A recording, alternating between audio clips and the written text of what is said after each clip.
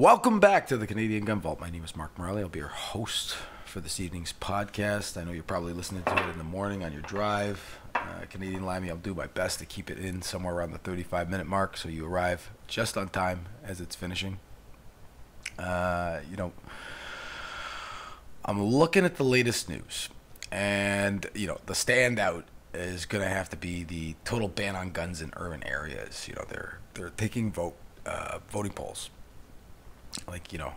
Percentage-wise, who's for it, and so they're doing these polls in areas, that are, unknown. I mean, I could poll 2,000, apparently, total number of votes, 4,346. So, I don't know. I try and keep an open mind that maybe these are, blind polls, but I know that they're not. I mean, they must go to an area where they know they can get, a high percentage rate that are in favor of.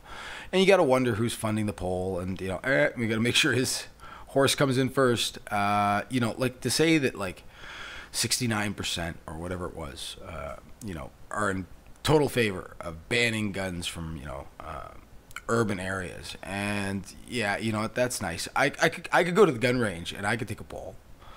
And I'll bet you I could find 100% people that would be interested in a relaxation of the gun laws because, they're not the problem. To take these things kind of, lightly, when I see these things going out in the news, I think to myself, well, you know what, let's put our own polls out there too. Why don't we?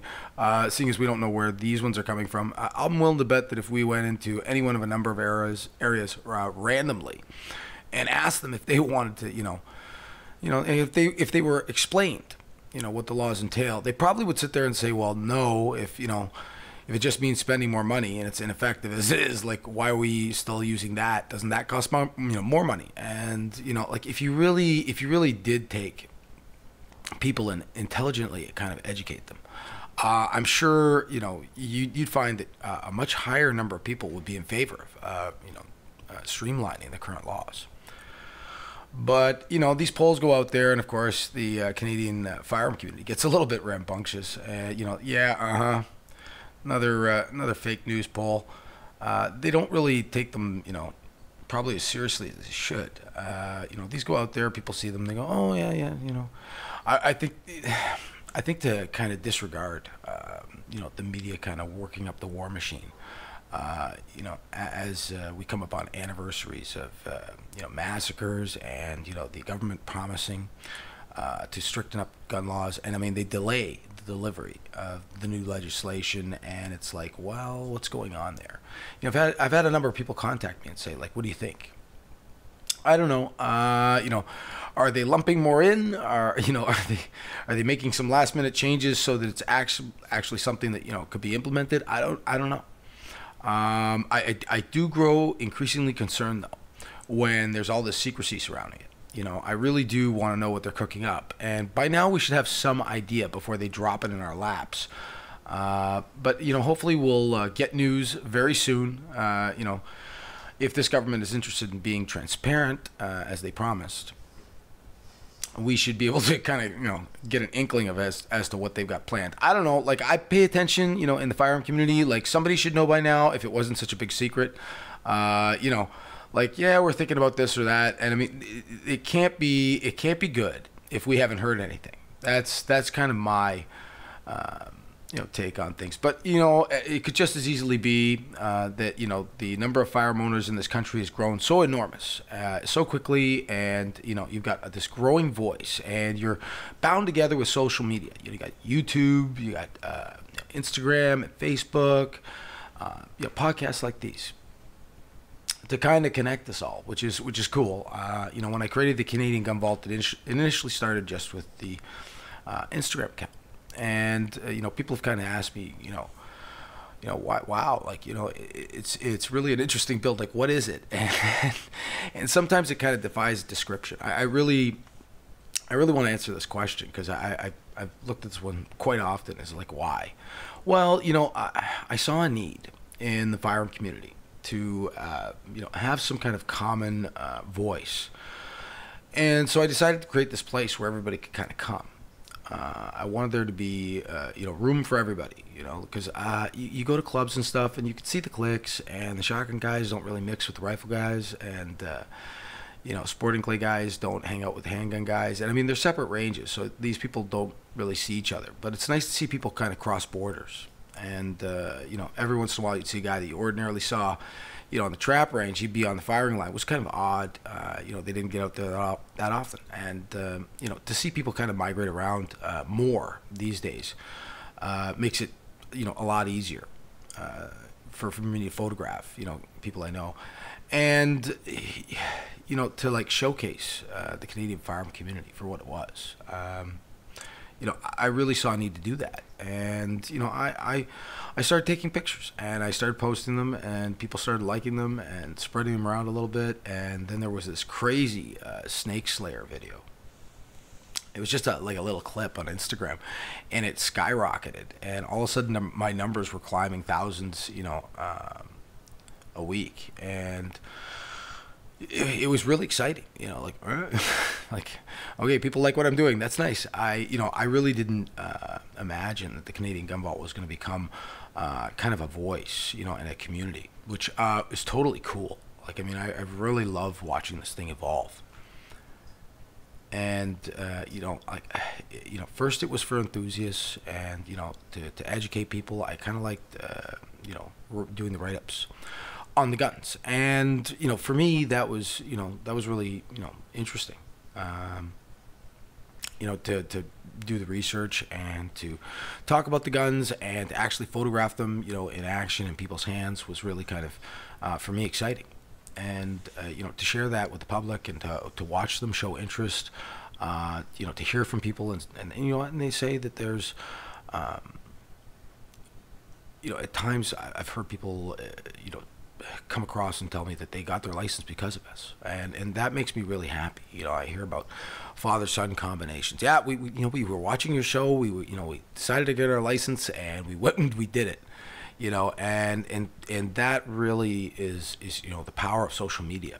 If you can kind of bring people into this world and show them that it is really exciting and fun, and it's normal people doing it, of all shapes and sizes. You don't have to be an action hero to shoot a gun, and and it looks like a friendly community, and it is, and there's just so much you can learn and do. It's endless. It really is an amusement park for adults, responsible adults, to go to the range.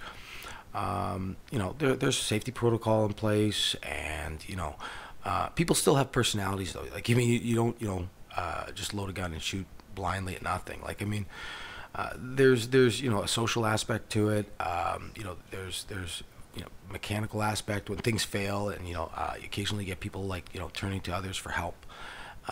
There really is always that one guy on the range who's got everything you need to fix your gun on site. You got to watch that guy though, with the pocket knife that decides he's going to like pry open your gun using it.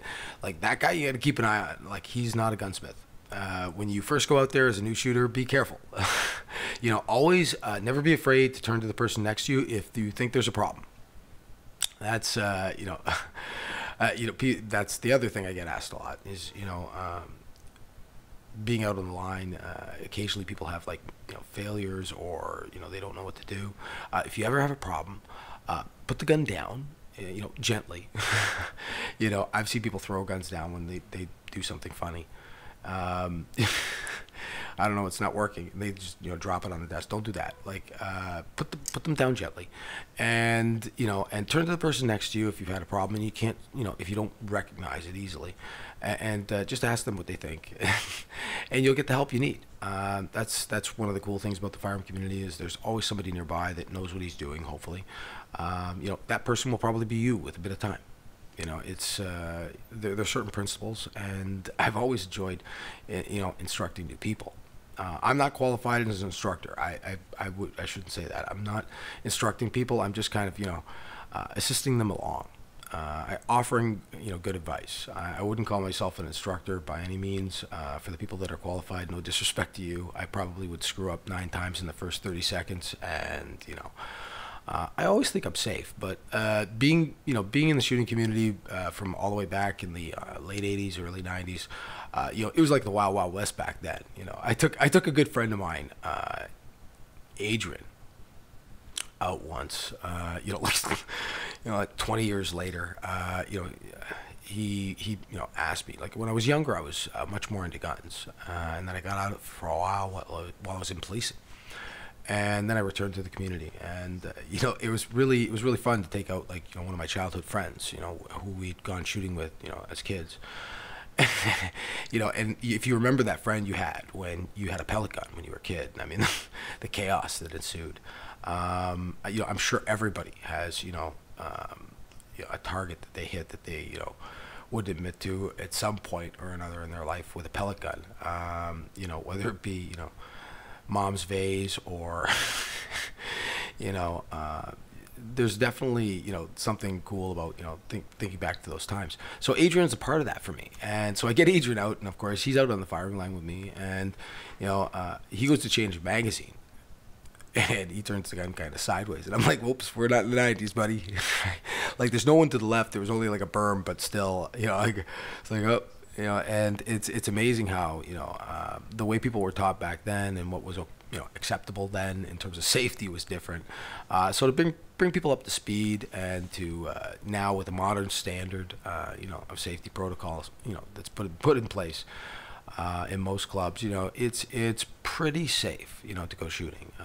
You won't find many loosey-goosey ranges out there these days that aren't regulated. But to be part of this community, and to be able to get Adrian out was a real treat for me. I want to get so many people out. It's really difficult to keep up sometimes. There's a lot of people that have been on the back burner for a while that I'm hoping to get out. Got some really cool Swedish Mausers, and a few other guns that I'm really excited about shooting. And I know that most of you know that when I get excited about anything, there's got to be something really cool in it. We love bringing you guys the art we do, and the firearm photography. Like, I love doing that. It's difficult to keep up. I might have to take a little bit of a period to slow down a little bit, so you might see fewer postings. I'm going to devote my energies into a few other areas of the Canadian Gun Vault, and then we're going to resume filming, of course, and we're dropping some really cool stuff is coming up soon. In fact, we filmed something the other day that really makes me happy to get it to you guys. This is going to be like hands down like one of the most ridiculous events ever on our YouTube channel. I'll kind of share it with you guys, so for the people that are listening really closely, you get the drop on the video. We have the shotgun pistol video coming up, and I promise you guys are gonna laugh your butts off. For the people that really like full-on horsepower type handguns, you're gonna take this one. Anyway, that's about all the time I have for tonight's episode of Canadian Gun Vault Behind the Vault Door. Looks like Canadian Limey, you're out of luck, buddy. You're gonna have to find a good radio station to get you in the rest of the way to work. We're only coming in at the 17-minute mark. All right, folks, have a great day, and as always, be safe.